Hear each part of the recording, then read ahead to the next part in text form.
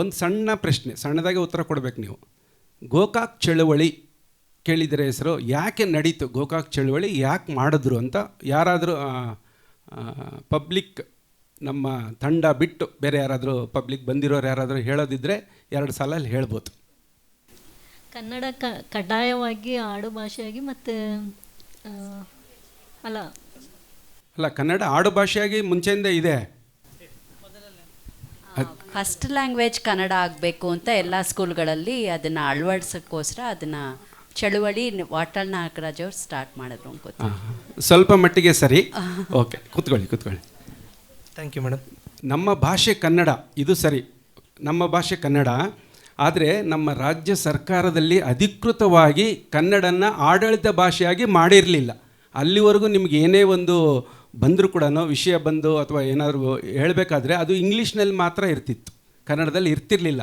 ಅದನ್ನು ಕನ್ನಡದಲ್ಲಿ ಬೇಕು ಅನ್ನೋದಕ್ಕೋಸ್ಕರನೇ ಈ ಚಳವಳಿಯನ್ನು ಮಾಡಬೇಕಾಯಿತು. ಆದರೆ ವೀಕ್ರು ಗೋಕಾಕ್ ಅವರು ಒಂದು ವರದಿ ಕೊಟ್ಟಿದ್ದರು. ಗೋಕಾಕ್ ವರದಿ ಅನ್ನೋದು ಅವರೇನೆ, ವೀಕ್ರು ಗೋಕಾಕ್ ಅವ್ರು ಕೊಟ್ಟಿರೋ ವರದಿಯಲ್ಲಿ ಇದನ್ನು ನೀವು ಅನುಷ್ಠಾನಗೊಳಿಸಬೇಕು ಅಂತ ಹೇಳಿದರು.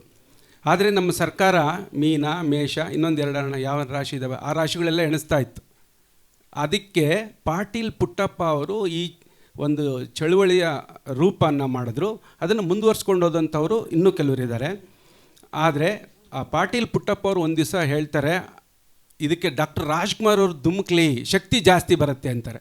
ನೀವು ನಂಬ್ತಿರೋ ಇಲ್ವೋ, ರಾಜ್ಕುಮಾರ್ ಧುಮುಕಿದಾಗಲಿಂದ ಈ ಗೋಕಾಕ್ ಚಳವಳಿ ಎಷ್ಟು ಜೋರಾಗಾಯಿತು ಅಂದರೆ ಕರ್ನಾಟಕ ಸರ್ಕಾರ ಅದನ್ನು ಒಪ್ಕೊಳ್ಳೇಬೇಕಾಯಿತು. ಅದನ್ನು ವಿಜಯ ಅಂತ ನಾವು ಕರಿಬೋದು.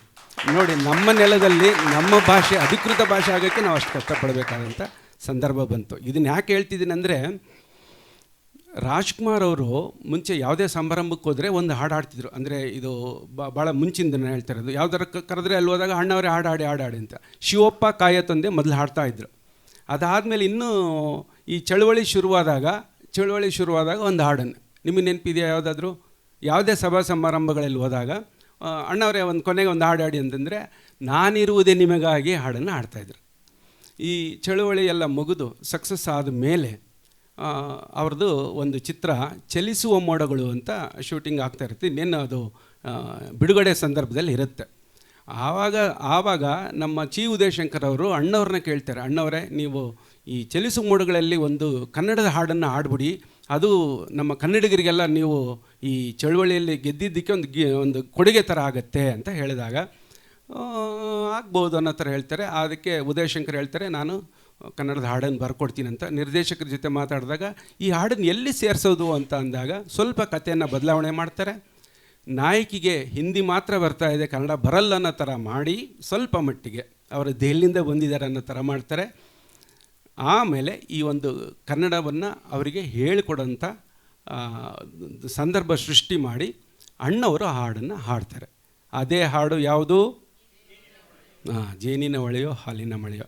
ಈಗ ಆ ಹಾಡನ್ನು ನಾನು ನಿಮ್ಮ ಮುಂದೆ ಹಾಡುವ ಪ್ರಯತ್ನ ಮಾಡ್ತೀನಿ.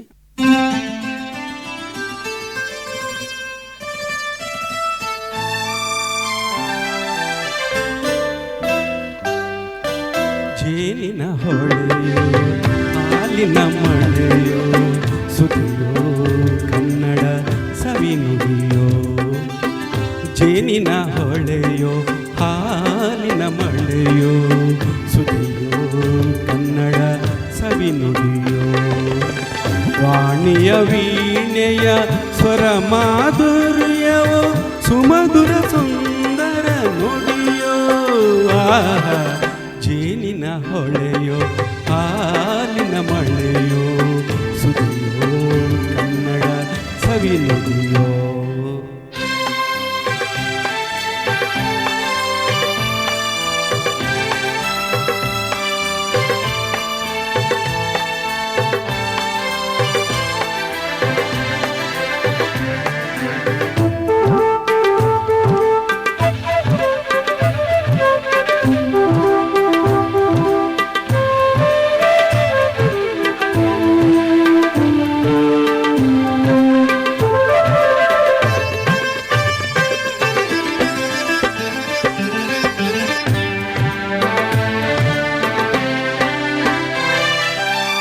ಕವಿ ನುಡಿ ಕೋಗಿಲೆ ಹಾಡಿದ ಹಾಗೆ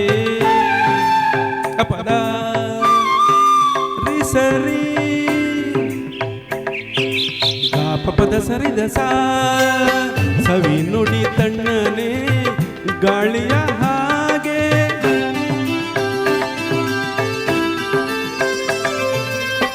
ಕವಿ ನುಡಿ ಕೋಗಿಲೆ ಹಾಡಿದ ಹಾಗೆ ಸವಿ ನುಡಿ ತಣ್ಣನೆ ಗಾಳಿಯ ಹಾಗೆ ಒಲವಿನ ಮಾತುಗಳಾಡುತ್ತಲಿರಲು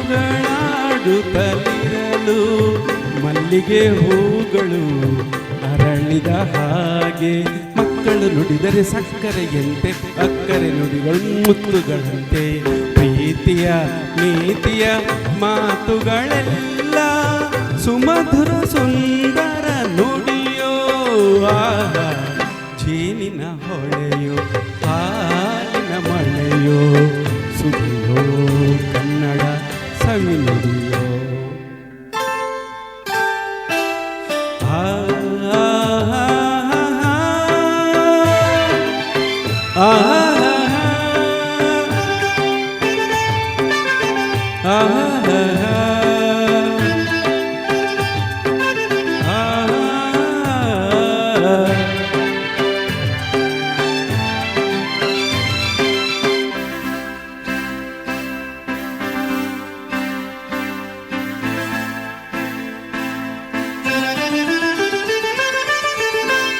ಕುಮಾರವ್ಯಾಸನ ಕಾವ್ಯದ ಚಂದ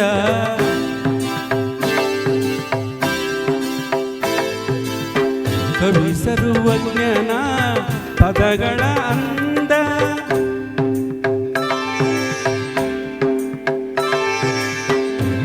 ಕುಮಾರವ್ಯಾಸನ ಕಾವ್ಯದ ಚಂದ ಕವಿ ಸರ್ವಜ್ಞನ ಪದಗಳ ಅಂದ ದಾಸರು ಶರಣರು ನಾಡಿಗೆ ನೀಡಿದ ಭಕ್ತಿಯ ಗೀತೆಗಳ ಪರಮಾನಂದ ಕಣ್ಣನ್ನು ರಚಿಸಿದ ಹೊನ್ನಿನ ನುಡಿಯು ಪಂಪನು ಹಾಡಿದ ಚಿನ್ನದ ನುಡಿಯು ಕನ್ನಡ ತಾಯಿಯು ನೀಡಿದ ವರವು ಸುಮಧುರ ಸುಂದರ ನುಡಿಯೋ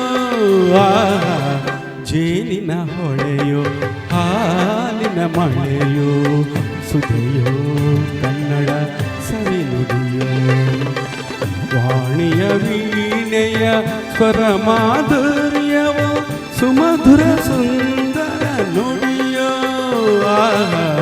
ಜೇನಿನ ಹೊಳೆಯೋ ಹಾಲಿನ ಮಳೆಯೋ ಸುಧೆಯೋ ಕನ್ನಡ ಸವಿ ನುಡಿಯೋ ಸುಧೆಯೋ ಕನ್ನಡ ಸವಿ ನುಡಿಯೋ.